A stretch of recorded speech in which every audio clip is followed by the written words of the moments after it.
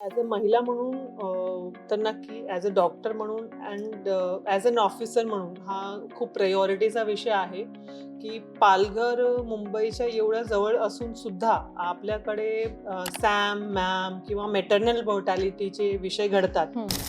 कुठेतरी हे मलाही एकदम दुःख या गोष्टीचा वाटतो आणि या अनुषंगाने जी उपाययोजना आहे ते करण्यासाठी मी निश्चित तत्पर असणार आहे. आत्तापर्यंतच्या आढावामध्ये लक्षात असा येतोय, की याचा प्रमुख रिझन आहे health of mother when she conceives and age of mother when she कन्सीव्हज.